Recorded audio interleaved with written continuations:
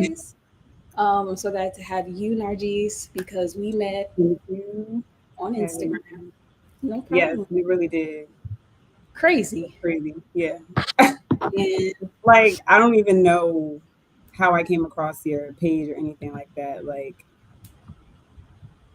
yeah, I don't know how I came across yours, but I know we had like a mutual acquaintance, but I didn't yeah, know that that person would be you. So brilliant. So, right. It's cool. It worked out because look at us. period. Look at us. I'm just going to check the stream to make sure we are Hey, Alana girl. on. Tone, can you see if we're live on YouTube? Hey, Alana. I just want to, warm up the Thank audience. you. What's going on over there? You getting some love? Yeah, I am. From my friend Alana. Hi, Alana. Hey, girl. Yeah, she said my hair is flourishing like my future. Oh, wow. That's neat. It sure Yes, is. friend. Are you in there?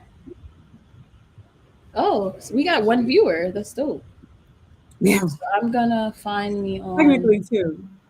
Okay, Oh cool. wait, this is on YouTube also, Yeah, Alana. we're on YouTube right now as well. We're just trying Okay. to test the stream. This is the first time we've done this, Yeah. and I just want to make sure we're live. That's all. Actually, But tell us a little bit about you.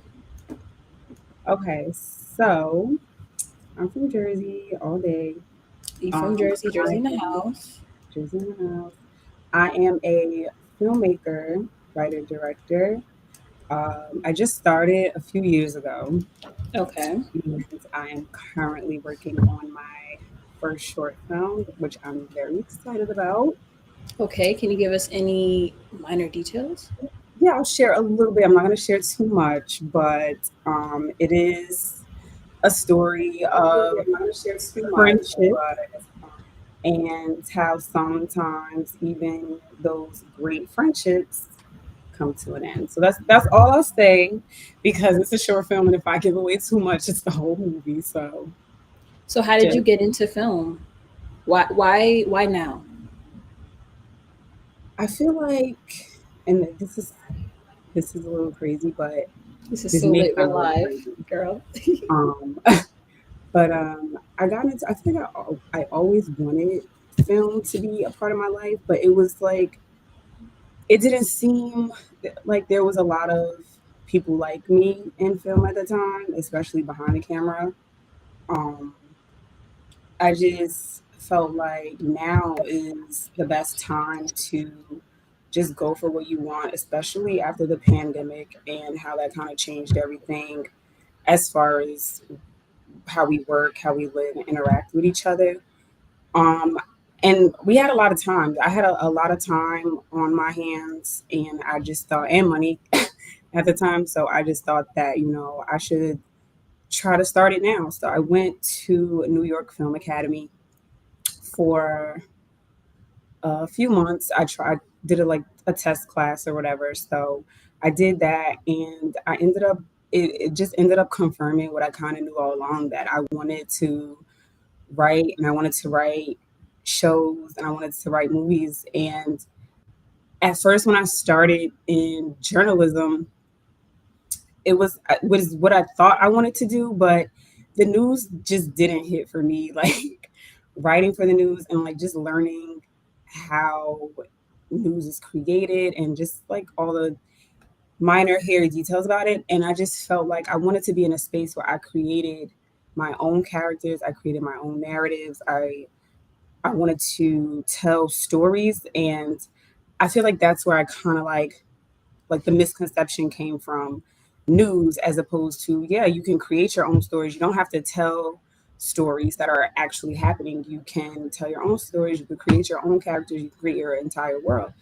And so since I feel like I've always lived in my own world, I've always been kind of like a character myself, even though it doesn't really translate on screen. But I just felt like, this is a space for me. And I finally feel like there's that this is a space for me. Like I'm not feeling like I'm trying too hard, or I don't feel like I'm following what everybody else is doing. I feel like there is, even though this is a very competitive, cutthroat field, I feel like I have my own lane, and as long as I stay in my own lane, that's just where it's gonna go, and that's just what it's gonna be, and that's just that on that. Wow, thank you for sharing that. So, as far as writing scripts, how long have you been writing, and what did you first write about? I want to say I've been writing. Okay, so I'll start like I've been writing since password journal was a thing. Like I've been Passwords, huh? password journal girl. I had me Wow. I had my first diary, but I feel like I didn't have anything to write about because I was like 9, so it was like nothing was really happening to me at 9, so it's like whatever. But um, I started just making up little stories and just kind of like writing about funny things that would happen or that what if this happens, because I'm like I said, I'm constantly in my own world. I'm a daydreamer, I'm an overthinker, and so that kind of like is an advantage for me because I'm constantly playing out different scenarios of how things would happen or how I would want them to happen, and then it kind of just snowballed into storytelling at that point. But I wrote my first script, which actually wasn't even a script because I had no clue um how to write a script at first. So Okay. it was just like some lines on a piece of paper. And I remember being like maybe 11 years old at my dad's house, and all the cousins is there. And so you try to just give everybody, like tell everybody what to do. And I wish I would have realized that, like, yeah, you can do this for real in your real life. But at the time, you're just playing, you're just having a good time, you're with your cousins. And I think like everybody just had some lines on a paper, and I was just telling everybody, do this, while like holding a Barbie camcorder. Yes, Alana, I am showing my age. It's okay. Um, on my Barbie camcorder, and so Girl. that was my first experience with writing and directing. And yes, I do count it because in that moment you're playing pretend, but then like you start to understand that this is where your dreams come from. This is where you start to like kind of figure out what you want to be. And so it just kind of started there. And now here I am all these years later, and I've probably written about 12 scripts.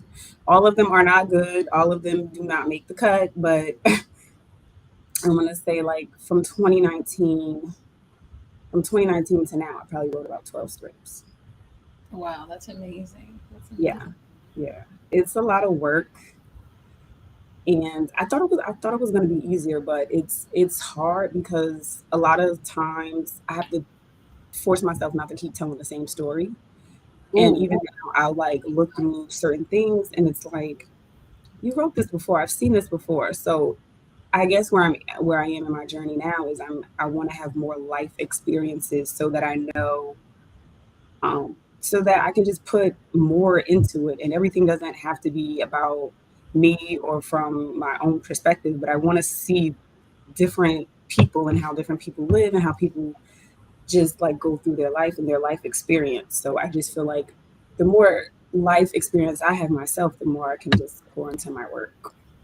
absolutely, absolutely. Because I remember when I first started acting, Ugh, I was acting like I was just doing shit that was not conducive to the film world, the theater yeah, world. I was just overdoing it until I found a sweet spot, and I found who I was through life experience, which is what made me feel like I don't need to put on a show. I can be really who I am in this yeah, circumstance. Completely understand how you can transition from being booty to being quite good. right. Because it all starts out booty. Everything starts out with booty. Yeah, But you have I, to work hard to get to where you can yeah, execute. you gotta. It's all the same journey. And girl, I tell you this all the time because we have our own conversations, but I could never act. I can never act. Like I am not one Don't for the say front that.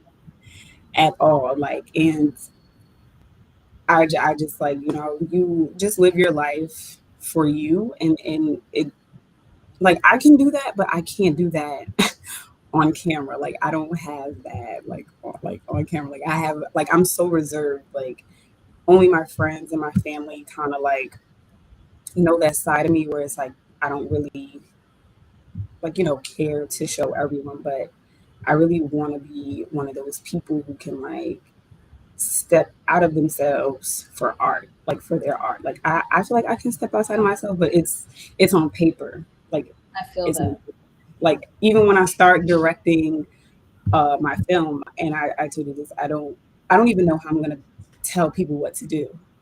Like I don't even know how I'm gonna like be able to, Hey, cutie. goodness, sorry. I don't even know how I'm gonna be able to like even do that. So acting, I feel like you have to be, even though you're portraying somebody else, like you just have to be so like rooted and just so in tune with yourself to be able to let yourself be that vulnerable where you're showing a character. So I think that's amazing, and I just I'm in the back. I'm in the back telling you what to do. I can't be on camera. I know. I I can completely tell you what to do, but I can't. I completely understand. So, where did you transition, and when did you transition from just writing to now you are a director? To from writing to, A director. oh yes. I feel like since you like as a writer, you have stories that you come up with, and whether they're just fictional or this is true, or it's about you want the story told the way that you want it told.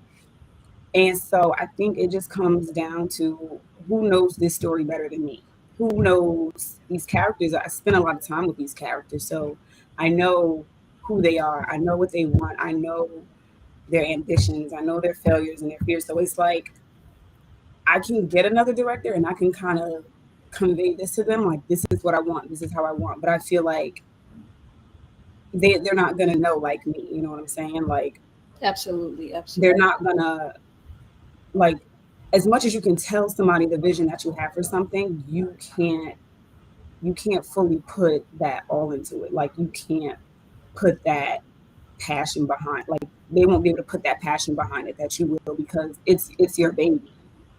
It's something that you created and you spend a lot of time with. And so I just feel like who's gonna tell this better than me? I know I know who this character is, and I know how, down to like even how certain lines are read. Like I know how this should sound. I know how I want it to sound. So maybe it's a control issue, but either way, you're in your purpose. yeah. And I feel like I would also give another director room. Like I'm not opposed to sharing my work, or allowing somebody else to direct. But I think it's important for me at the beginning of my career to establish myself as a Absolutely. director. So, and other people have sent me work that they wanted me to direct on, and Not married to it, right? I'm not married to it, and not just only that. I just feel like once someone gives me something, it's like we always think that we can get it done better or whatever. So I just feel like if you give me your work or you give me a project, I feel like I'm gonna kill it. That's it. I'm gonna kill it. And if I feel that way about other people's work, then I feel that way about my own work. Like if I write something, I'm gonna kill it, and that's just how it's gonna be. And then that's just that on That's that. that's just that on that. But I feel like too, directing is such a it's an art where you have to really be this kind of person. Like I can't, like I feel like I have to step more into a leadership role, and it's like it starts at the top. So making this movie, and it's like, yo, this is your movie. Like you're the director, you wrote it, so everything has to. kind of like fall behind you. Like you set the tone. So if I'm late or if I'm not into it 100% or I'm showing like, this isn't important, that's exactly how my movie is going to come out. And I'm trying to understand that as a director, I really have to put the fear aside, put the anxiety aside, put my emotions aside, and really like, do you want to pat this actor on the butt and tell her good job, even though you're screaming in your head that you hated the way that she read that, or we gonna go ahead and we gonna do what we got to do the right way, So it's really a challenge for me because I'm like I said, I'm such a reserved person. I'm trying to just step into that role more and be more assertive in that way, especially if I'm gonna direct. So Absolutely. I definitely can see how that works. Now, I have a question for you. yeah. What has self doubt taught you about creating? Whew, that is gonna be a lot of it. It's gonna be a lot of it, especially coming to a field where you almost, especially me, have little to no training, and it's such a fast paced career, and everybody and their mama is trying to get to Hollywood. Everybody has the same blueprint for their career, and it could just make you overthink a lot about you know what you're up against, what you're putting yourself up against, what you're fighting for, and even though you could create your own lane, you still got to look in the left lane and the right lane to see who's next to you sometimes, because not that competition is a bad thing, but it's still like, listen, it's people that's out here and they're gunning for it all, and you could either keep up with them or they could smoke you, and then it's just like these things that you tell yourself, but it's not true. It's definitely not true, and self-doubt is something that I'm constantly battling because switching careers at this age in your 30s is just like you feel like Hmm. you're starting from the bottom. Like Hmm. we don't have, or at least I thought that we don't have that time. Like I feel like if I would have went straight to film school right out of high school, girl, I'd had a couple Emmys by now. At least that's what I've told myself. And when reality, maybe not. Like What's the concept you're right where you need to be, or the concept that everything happens for a reason apply to you? I think everything happens for a reason, and enough things has happened where I'm in this moment and I can see exactly why they had to happen. I Period. can see why they had to happen. I can see why people had to leave. I can see why I had to be isolated. I can see all of it. So I think having the mindset that everything happens for a reason is definitely more my speed, because when you're in the middle of whatever trauma, whatever storm is going on, you don't understand it. You're like, why me? Why now? Why this particular thing? And then you get to a place where you're like, Hmm. oh, it's Kind of making sense. It's making makes sense. sense. And that's where I am. Like, I feel like this is the perfect time. I still have my moments where I'm like, I should have did this 20 years ago. I should have did this 10 years ago. I should have did this 15. I wasn't ready. When I first got on that stage and I Mm, said, I'm a act girl, I did not almost get on that stage and do what I need to do. I almost ran from the stage. That because first time of self doubt. curtain, walking out of the curtain and saying, you got to remember all these, this whole entire like script, Yeah. and you're in front of thousands of people in an audience, and this is your first time out of college, out of life, and you have no life experience. Yeah. Taught me the most important thing in life that patience is a virtue? Girl, I lack so much patience. I don't have no patience. I have So no that leads patience. me into my next question. How has self doubt pushed you in a positive direction? In a positive direction, I would say, How did you turn lemons into lemonade? I would say, it might sound a little crazy, but I started talking back to that self doubt voice. You know what I'm saying? Like it's it's easy to tell yourself or talk yourself out of something, but with that same voice, you can also be like, mm-mm, not today, Not today. not today. And I will literally like be maybe cleaning up or somewhere and it's quiet and nobody's talking to me, but the voice is saying like, oh, you can't do this, you can't do this. Like, you're crazy if you think this is gonna happen the way this happens, that you can make this happen. And then out loud, I was like, girl, shut up, because like, and then it always like that Beyonce meme always comes to my head when she was and what is said, and she's like, God is real, God is real, and I'm like, God is real, and I really have to like What does God is start real to. mean to you? Hmm? What does that mean to you? It just means that He's here, and Right. no matter what we go through, it's like, and He never promises that we're not gonna go through anything, just that He'll be there with us when we go through it, and like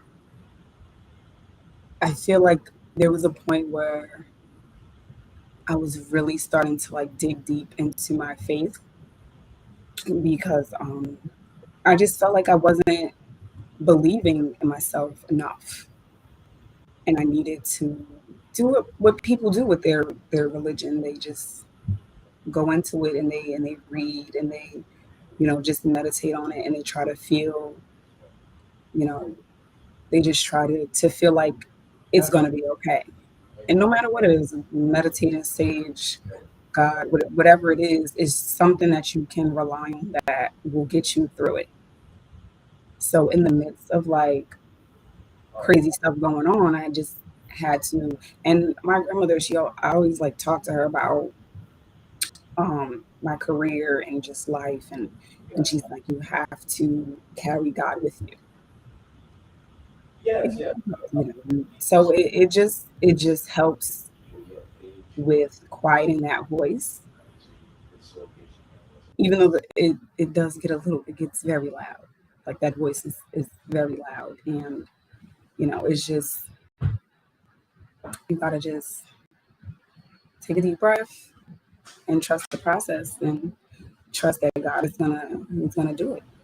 Absolutely. He does it every time. It's just a matter of patiently waiting. So Patiently waiting. Thank you. patiently waiting, which I have no patience, but we're working on it. We're working on it. Yes, thanks for sharing. So, what do you believe no longer serves you in the creative process? What no longer serves me? I would say, hmm, Like, if you what had to do away with a thought or an idea or an action or anything of that nature, I would say trying to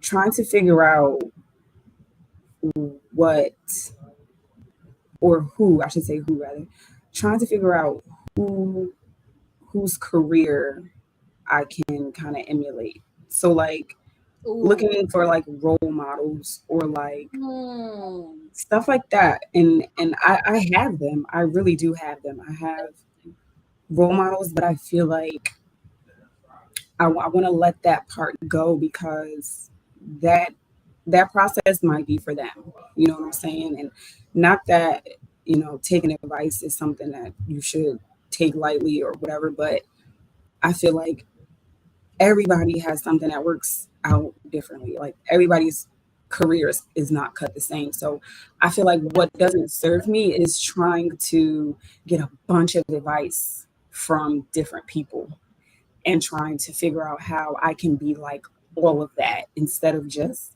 excuse me, instead of just, just taking a few things and kind of like, okay, taking it into consideration, but not really trying to mirror that because their career is not my career. Is not going to be. And so I think just letting, okay, if I do it exactly like this person did it, if I did it just like Issa Rae did it, if I did it just like Shonda Rhimes, if I did it just like Lena Waithe, that doesn't mean it's going to be my career. Right. So I had to let go of kind of just like,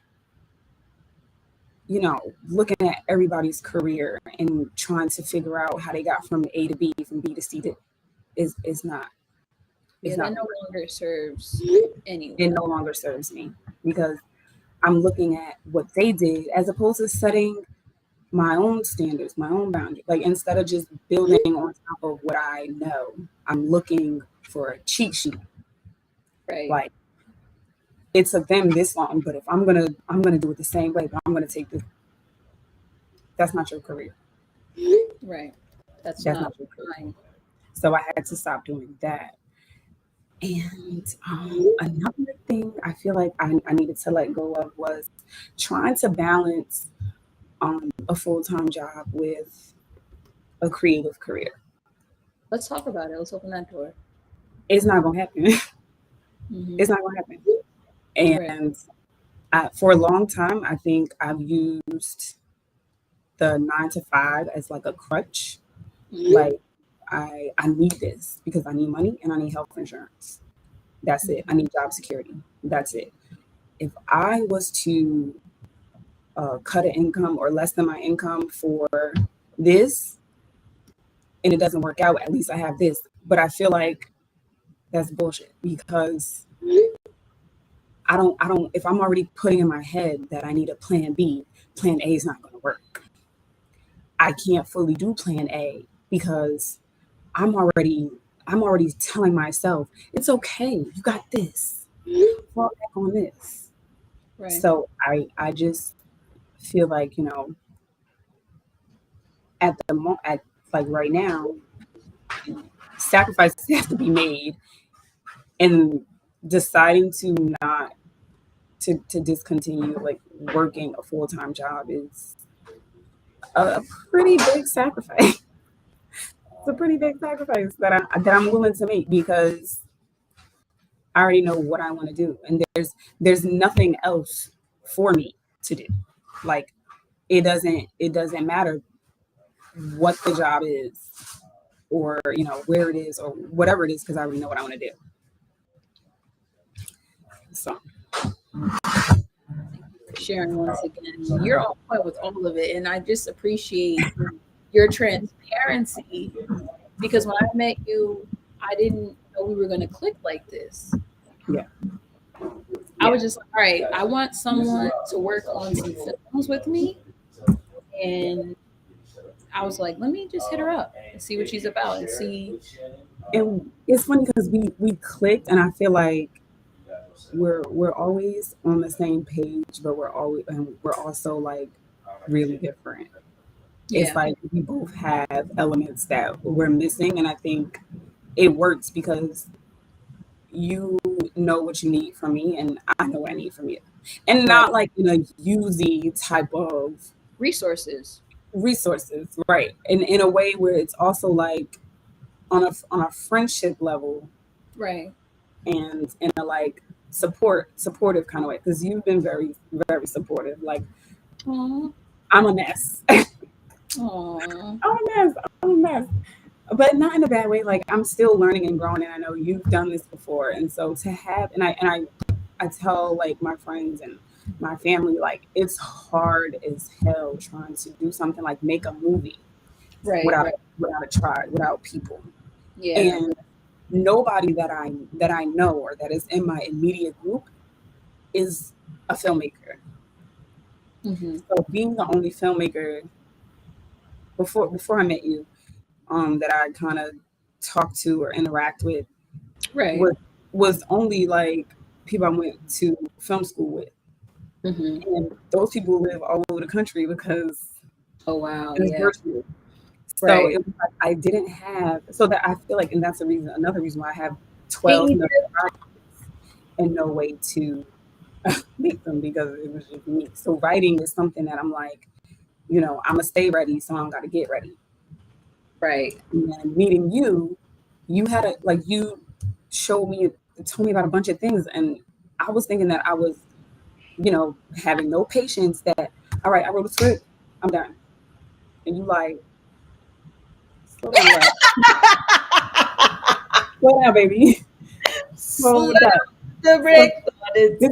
This is cute. This is cute. Slow your roll, because now you need da, da, da, da, da, and I'm like physically seeing what it takes to really make a movie. And when you ask me to direct or whatever, and it's just like, yeah, I have Hmm. to do this now. Like now, it's like it's putting that pressure on me to like, but not in a bad way, but like that pressure to, all right, this is what you want, and now you have a person that's helping you make it happen. What are you gonna do? Right. You're gonna You're sink gonna with do it, it. Just like Nike. just like Nike. Like you're gonna sink or you're gonna swim. So it was just like we have the film thing in common, but we also just like connected on a As on a human level, like, as friends, yeah. yeah, as friends, absolutely. And that's important because at the end of the day, when your film is done, and you don't want to just call like, oh hey, I need this from you, I need this from you, oh we're doing a movie, this and this.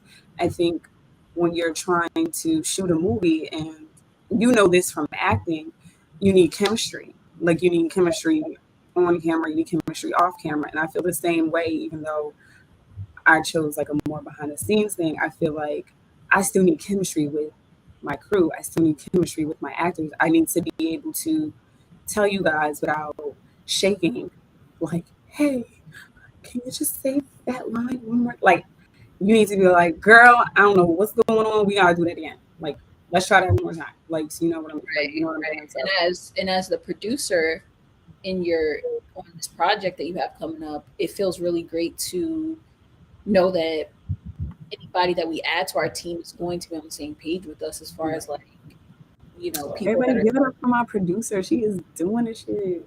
yeah, be getting She know excited. what she's doing, okay? Let me tell you. 'Cause I'm trying to get it all the way together. Maybe I don't give myself enough credit. I'm being a You little modest. don't, because you've been together since the day we started, and if you were untogether, girl, didn't I, nobody I know? know you would have told me. I know you would have told me. Didn't nobody know? For real, I, for real. maybe I got a little acting in me because, girl, I'm telling you, we in them virtual meetings. I be like, oh, thank God. Okay. I'm like trying to breathe. Like, Let's I'm talk. trying to Let's breathe. talk, let's talk about mental health a little bit because my Yeah, channel is mostly girl. geared towards mental health right now. As you may know or may not know, please, if you haven't already, hit that subscribe button, hit that like button, share this video with somebody that you know can help somebody with any type of self doubt, mental health. We got into a little bit of filming, got into a little bit of that, but I just want you guys to know it's 33333 right now, and I Hmm. want you guys to tap into the conversation. Yeah. All right, we've been on here for 30 Don't be shy. Bring it on, because you minutes. got it. I promise you, I got it. I Yeah. Mhm. promise you, I'm on better health. I Right, promise right, you. right. Promise So how is your mental health right now in the season? this season on how bad is your mental health? Right, right. Um, girl, If you had to scale it from 1 to 10, where are you on the scale? T- 10 one being being like one being the bringing best, your own worst, 7. 10 being the worst, one being the worst, and ten being the greatest. Okay. Oh, if one is the worst, I would say I'm about a 5. I'm half. Okay. I'm on that line. I'm on the line. I'm on the Okay. line. A lot of things are going on, Hmm. not just with me, the world. Like Right. Right. the dumpster fire that we live on, that's just floating. Um, but I've learned not to take on problems that I can't control. So that's also where I am in my mental health process. Um,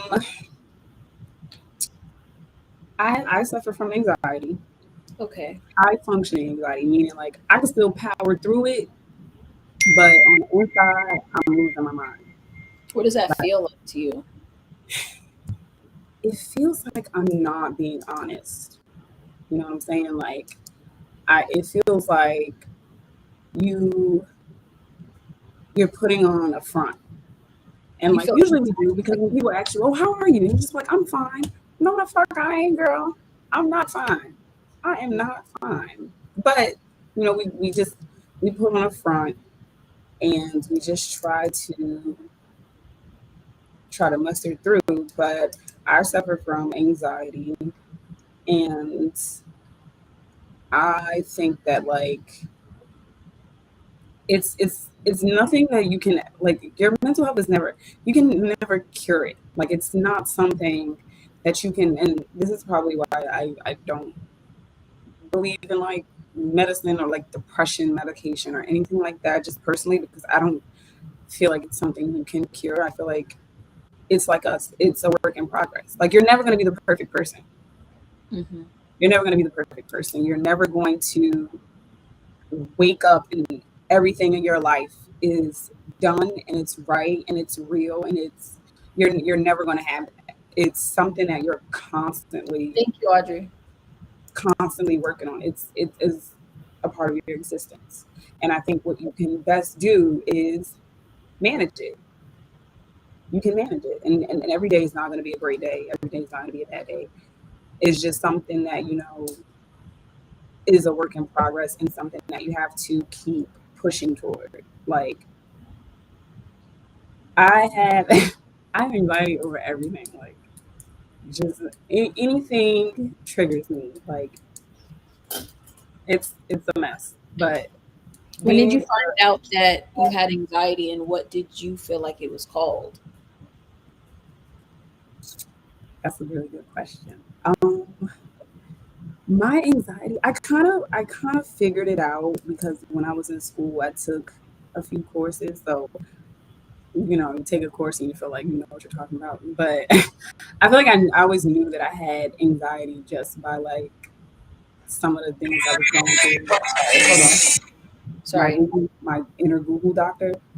Okay. Um, I went when I went to my actual doctor, and we just kind of like did some tests or whatever, and figured out like, okay, so yeah, you seem to be a little anxious, and I feel like what I thought it was at the time is I don't know if there's a word for it, but at the time it just felt like I couldn't do anything right. It just felt like I'm constantly like comparing myself, and I'm not, and even if there's nothing going on, like even if there's no complications, or even if everything is working out fine, or it's I have everything under control, there's just something telling me that you don't have it under control. Like it's just something that just comes and just fuck shit up. Like it just like comes and it just like hits you and you're just like confused. So I Right. don't think I thought it was anything in particular. I just know that it didn't seem like everybody else around me was going through the same thing. So it felt weird. It felt like You feel like you had transparent relationships though, like about my anxiety. or like relationships that were transparent enough where people on both parties would share about what they were going through. Um, maybe I feel like they've been pretty transparent. I don't. So you just felt like you never met anybody that was going through the same thing. Right, right. Because it's like, and then mental health is well. Thank God, not anymore. But at a point, mental health was really taboo, and it was like, you know, well, and everybody's like, oh, you can have it. Things could be worse, or this could be, and it's like that. That's not helping. That's you telling me that things could be worse, or think of like, of course, things could be worse, but Right. at the current time, they're bad. Like they're bad enough for me. Like I don't want to have to cheer myself up by thinking about how things can be worse. Like that's not really helpful. So I think I've had transparency as far as like opening up about having anxiety because I'll tell anybody in a minute, but my anxiety cannot handle. Like I'll tell you in a minute. I'm not like really reserved when it comes to mental health because it's something I battle with every damn day. And if I got to talk about it, I got to talk about it, and it's gonna make me Right. feel. If it's gonna make me feel better, then that's just what it is. But I feel like a lot of people won't open up to me about their mental health, which is probably why I feel alone. And well, why I did feel alone because now I see that more people are coming out, talking about mental health and making it more normal. Right. Absolutely. And this channel is really dedicated to the demographic of people that feel like they're unheard when they speak. I Yeah, wanted this channel to be for anyone out there. I don't care face, I don't care color, I don't care ethnicity, I don't care anything about any of that stuff. I just know that we're all human beings that struggle with mental health, and it's a real conversation that needs to be talked about yeah, before we hear more stories about people that don't have any support, yeah, because there are people out there that are struggling silently, but I choose to struggle out loud. Like there's been videos that I posted on my channel with me taking medication that made me feel crazy, and recording yeah, that process and showing people and telling people like this medication is not for me. I do reviews on pretty much everything. So yeah. I am somebody that struggles with mental health really, really prominently, and it's been since I was 18 years old. Mm, I struggled. I found out and was diagnosed with bipolar disorder at 18. So mm, unfortunately, I had to get on board with taking medication for the rest of my life because I knew with the symptoms that I had and the medication I was offered that that was the only option for me. How So did I know you, everybody's story is different, but how did you deal with uh, like using medication for your like? How was that journey? that journey was intense because you just never know what you're consuming truly, like on a different level. But like psychologically, I felt like this was what was the next step for me, was to take medication. So I was very much in shame, Yeah, in denial, believing that, this is what I'm gonna have to do for the rest of my life. People are gonna think I'm crazy. No, yeah, there's ways that bipolar disorder can be treated, and it can be treated with, low dosages of medication. I don't believe in, being drugged up and being tired all the time on top of the tiredness that we already feel in regular lives. It's just not yeah, okay. So I just had to go through the journey with the idea that I am trying something that can ultimately help me in my future, but like it really helped me with my future. Because when I tell you, not Narjis, I was hearing voices at one point in my life. mm, You know, I couldn't calm those voices down because I was literally responding to the voices that were in my head. Like it was deep. And I yeah, just remember being catatonic, not being able to move and speak and like express myself. So the medication really got me back to life at one point, and the mm. medication that really did that was Latuda. So after Okay, Latuda was taken, um, I decided I didn't want to take that anymore because it causes a side effect called nausea and things like that. And I don't like to be nauseous. And I don't like to eat before I go to bed. yeah, You have to eat or else you'll be nauseous. So I found a medication called Raylar, and I take about 3 milligrams of that, and it's like one of the lower dosages, and the only dosages. So I think it's like 1.53, and then maybe something else, but I think the lowest dose. So when I came across that medication, it was literally like I started to be able to see color again. That's the best way I can describe it. okay. Um, So you're and saying like you're cool with like if medicine works, like medication. yeah, I feel like if it didn't work and I was still suffering, like I would have probably, I don't know where I would be, because I mean mental health and the things that I was dealing with were hard, because like in 2019 I had a pretty bad stunt with suicide. Like it was Yeah, really bad. Like, and I just felt like my life was just not where it needed to be. My life was just not where it needed to be, and I didn't see the light at the end of the tunnel. Yeah, girl. But it wasn't like you said, like me, life. So it's not just like I realized that mental health is is more than just medication. If you don't take medication, it's just more than just therapy. It's the Yeah, active lifestyle yeah. that it I'm is. telling you, that's soft life. That's people start living that Let's talk soft about life. soft life because I saw your post about soft life and I want to live a soft life. Tell me what soft life is for the people that don't know. Okay, so from what I'm understanding, because I'm still trying to figure out soft life for me, Define. but Mm-hmm.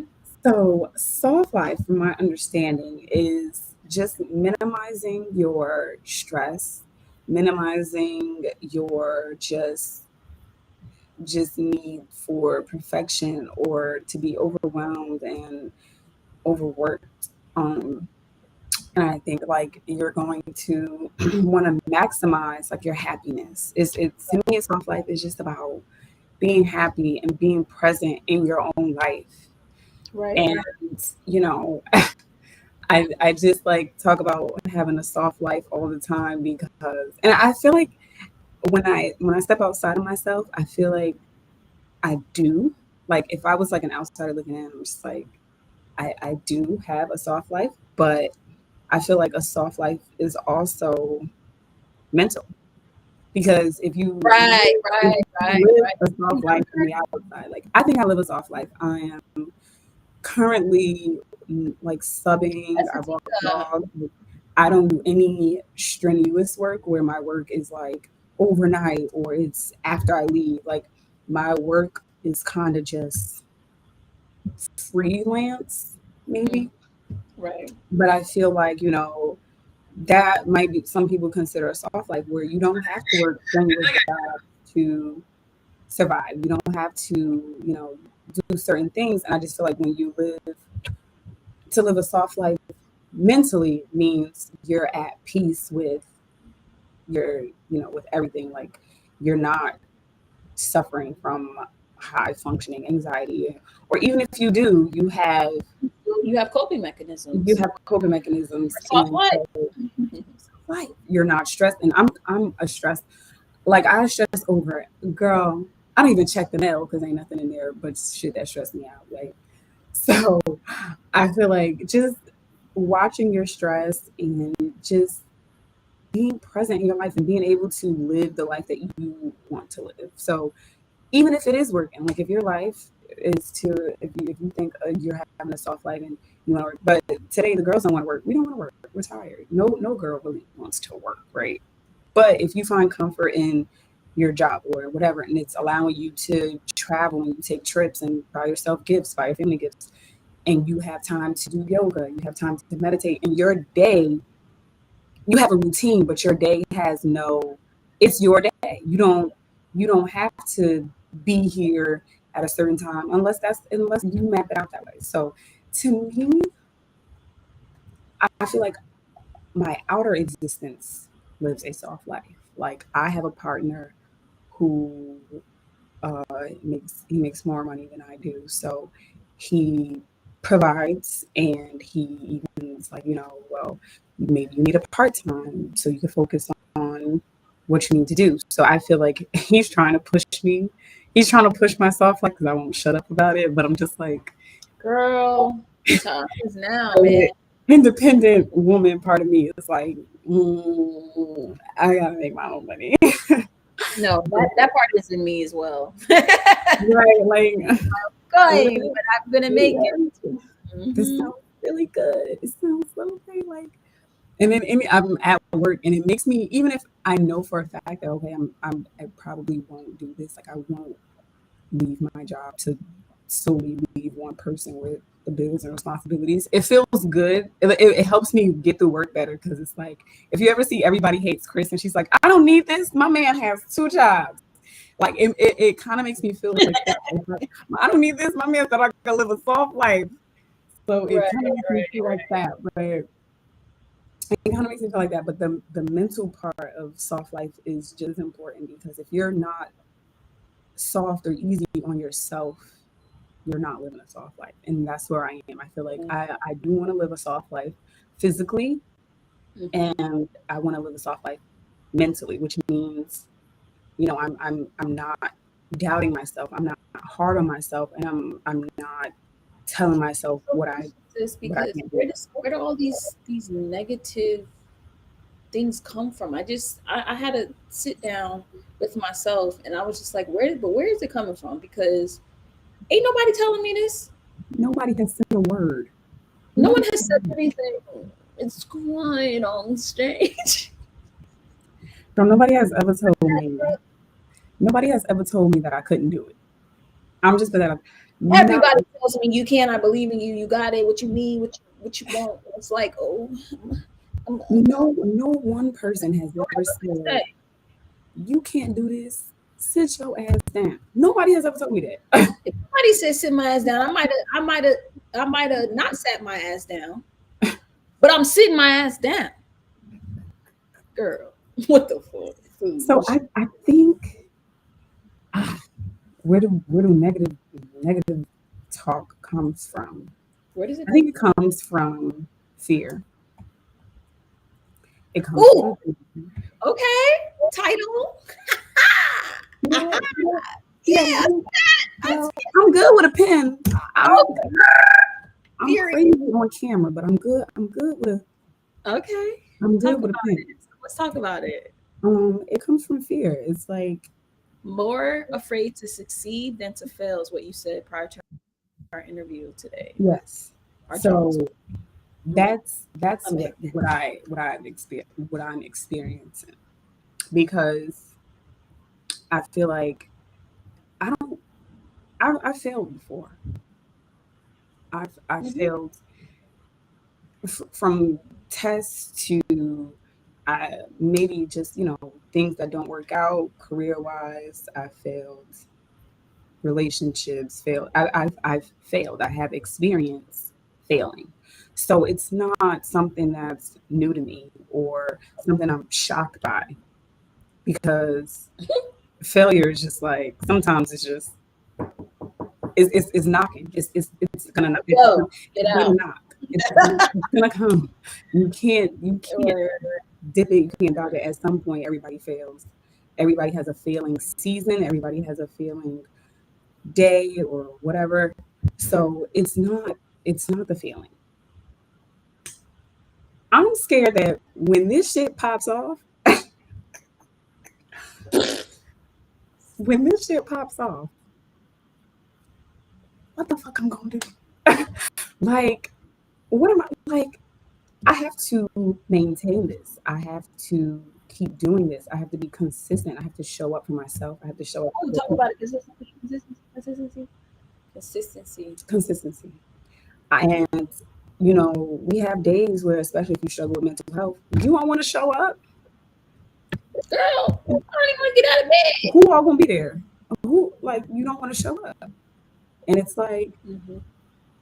if I succeed and people expect this from me and people want more of this and people are going to pay me for this, then I gotta fucking show up and I have to show out. And the doubt comes in where you ask yourself, can I keep doing this and doing it well? Like, can I keep doing it and doing it and doing it well? Like, I have to make a career off But you of this. I have right. to. This is gonna be how I eat. This is gonna be how I feed others. So I feel like the failure is for me is sometimes either a crutch or a comfort zone. When you're like, whew, I'm glad that shit ain't worked out, because I know they wanted me to do what, 12 hours on set, 15 hours on set, 4:30 calls. Who? Hmm. Who? We here Hmm. till what time? Girl, I struggle going into the damn school, being a substitute teacher from I 7 to 3. can't You imagine want me on set from, you want me to be here at 4:30 till when? I don't know about that. So I think it's like, because once that shit pop off, it's go time, and you gotta stay ready, so you don't gotta get ready. and you gotta believe before somebody else can believe in you. Exactly. And so I just think like the fear of succeeding is like it's so crazy. It's weird too because it's like if I'm afraid to succeed, I low key feel like that's that's that's a little motivation for me because low key I feel like this is me believing that I can do it. Like you're afraid to succeed, meaning you know you can. Right. Like if you already think that, you're already feeling like you can be successful or you're good at something, it's like damn, like I'm gonna have to. This is a short film, but if they ask me for if they want me to make a show out of this, I have to turn this shit into a pilot. This shit is 5 minutes. How am I gonna do that? How am I like I?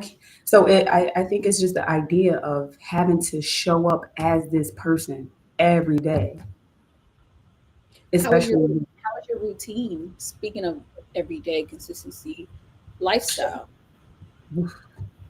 Uh, I feel like trying to find a routine that works is a thing in itself because it's a lot of trial and error. Like I started out getting up at 6, and I have a routine, and I'm like, okay, I'm gonna get up at 6, and I'm gonna stretch. I'm going to eat breakfast. I'm gonna wash my face.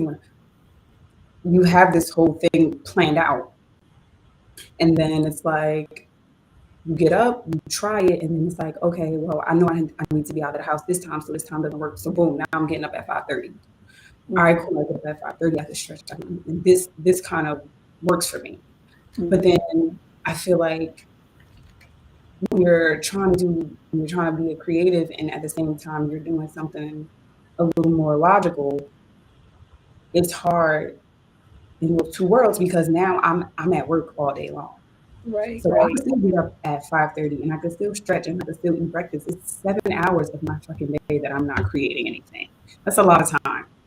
Yeah. That's Um, 7 hours for 5 days in a row that I'm not producing anything. And then by the time I get home, it's time to eat. It's time to cook. It's time to eat. It's time to take a shower. It's time to get ready to go do the same 7 hours, but the same right. thing that took my time yesterday. It's time to do that again. So I want to, um, and like I said, going back to routine, what I started to do is okay, I need a work routine now. I can't sit there for 7 hours and not do anything. So another routine I started, well, I'm gonna take 2 hours while I'm at work and I'm gonna write for 2 hours at work. And then when I come home, I'm gonna take 2 hours and I'm gonna write 2 hours. So now I've done 4 hours of creating without having to do work and then coming home to do like so at More. least I don't Yeah. do 2 hours after work. I know I've done 2 hours at some point today. Right. So that's another routine where I started to like. So I feel like with the whole routine thing, it's just like it's subjective to what you have time to do. Which here's another loop. Ugh, Hmm. comes back around to not working and living a soft life so that I can create what I need to create. But uh, I have a routine for hopefully when I do leave my job, and then I have a routine for my job. But as far as creating and writing goes, I feel like everything has to be scheduled around this job, which is not me like living my life. It's not me and I know I need to work to survive, because Right. I need income. But at the Right. same time, how can you, and not saying like you can't, but it's just like for me, I feel like I need those 7 hours. I could fuck shit up in 7 hours. Right. I could have three, depending on what it is, whether it's a pilot or a short film. I could have three drafts of let's just say a pilot. I could have three drafts in those 7 hours, two Hmm. rewrites, and maybe by the afternoon start on something different. And so while working, I'm gonna just say it, that shit in the way. It's in the way. It is in the Yeah, way. it's exhausting, It's and exhausting and you don't have any time. Well, time is something that you have to it's create. not, it's just of the effort of the essence. Then and I'm a little upset because I'm a person who gets most of my ideas and my creative spurts come in the middle of the night. So I'm up at 11:30 because I had a dream that this person was walking by and it was raining while they was walking, and this is a bomb ass scene for something that I could just put in the middle of something else. And so I have to wake up now because I gotta write that down. So Right. my sleep is disturbed through the night, but then I gotta get up at 5:30 to go to work. Right. So Yeah. this And is you tired at work, huh? trying to have a foot in both worlds is crazy because when you're creative, you you can have a routine, but also know creatives know like you got to strike when that iron is hot. Like you get that spark of inspiration at any moment. I need to be able to write that down. Right. I don't care if there's 10 kids, 20 kids in this classroom, and I'm supposed to be taking attendance. I have to write this down because I'm going to forget. And if I forget, that means I'm here with y'all for another year, and that's not what we're going to do. Right. I felt that in the way you said that. So routine is subjective. It just depends on what your day looks like, what, and then every day is different. Some things you can plan for, some things you can't, and you have to work around it. But routine is important. Definitely. Well, I definitely enjoyed our candid conversation, our drama talk. Um, can you just, plug in a little bit more about? I know the people that are watching now, you guys have been watching for a while, and I definitely appreciate that. So please, if you can, please again subscribe, like, hit that follow button for her page on Instagram, Earth Sign Films at Earth Sign Films, and we have Mhm. me at a drama film on Instagram. And yeah, Yeah, we're gonna be working together. We're gonna be doing some stuff. Anything else you we wanna got some stuff. maybe throw something in there? Yeah. Like I told you earlier, we haven't even begun filming this one. Girl, I'm already on the next one.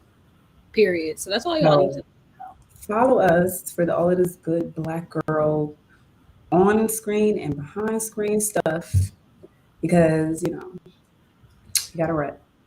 You gotta Yeah, rep. There's yeah, so many and actresses as far as black women, they're doing their thing and you love to see it, but I really do like to see I really would like to see more black women behind the camera. Like I live for a good black director. That's a woman. Like, a good writer and right, talented and not being like a black director, but a director that just happens to be black. So right. support us in the arts.